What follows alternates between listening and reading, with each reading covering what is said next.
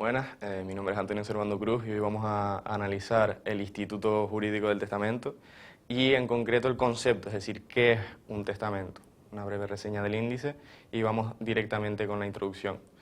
El testamento vamos a comenzar analizando el concepto desde el punto de vista de su evolución histórica, de lo dispuesto en el ordenamiento jurídico y finalmente de la jurisprudencia. Por lo tanto, evolución histórica del testamento. Desde el punto de vista histórico, el testamento que se regula hoy en el Código Civil no es el mismo instrumento que conoce el derecho romano, en el cual lo característico era la institución de herederos, es decir, no cabe un testamento compuesto exclusivamente por disposiciones al título singular. Esto equivale a decir que no cabe la figura del legatario en este derecho romano, ni siquiera si comprendía toda la herencia. El testamento romano no se impuso en la península más que en Cataluña y en Baleares. En el resto del país, curiosamente, el testamento tiene su origen en disposiciones a título singular y de modo principal en donaciones piadosas y a favor de los parientes. Por lo tanto, el testamento al modo romano se extiende por todo el territorio de la península gracias a las 7 partidas de Alfonso X el Sabio, el cuerpo legal que se crea bajo su reinado y que instituye la figura del testamento cogiendo amplios conceptos de lo que se establecía en los cuerpos legales romanos, evolucionando hasta lo que hoy entendemos como testamento, que tanto el ordenamiento jurídico como la jurisprudencia se encargan de definir de la siguiente manera. Bien. En nuestro ordenamiento jurídico, la definición de testamento la podemos encontrar en el artículo 667 de nuestro Código Civil. Este artículo 667 dispone: el acto por el cual una persona dispone, para después de su muerte, de todos los bienes o parte de ellos, se llama testamento. ¿Qué ocurre? Esta definición adolece de una cierta parquedad en cuanto a la determinación del concepto objeto de estudio.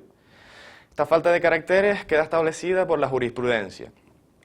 Complementando con la jurisprudencia, encontramos la importante sentencia del Tribunal Supremo del 8 de julio de 1940, que en su tercer y cuarto considerando establecen una serie de elementos básicos en cuanto al concepto de testamento.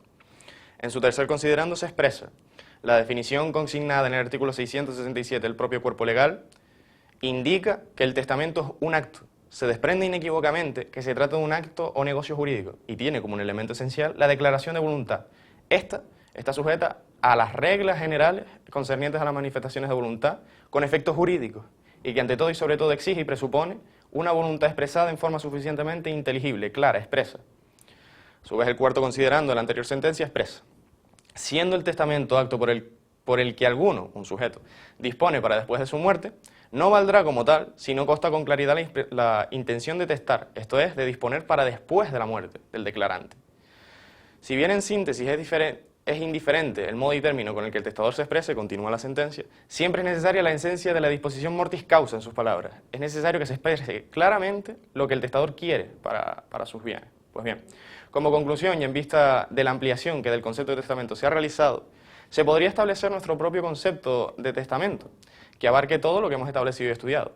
Por lo tanto, el testamento consistiría en un acto o negocio jurídico mortis causa, sujeto a las reglas generales concernientes a las manifestaciones de voluntad, a través del cual una persona dispone, para el momento de su muerte, del destino de sus bienes o de parte de ellos.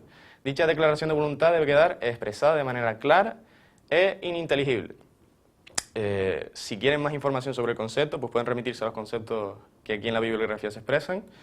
Esto ha sido todo respecto del concepto y muchas gracias por la atención prestada.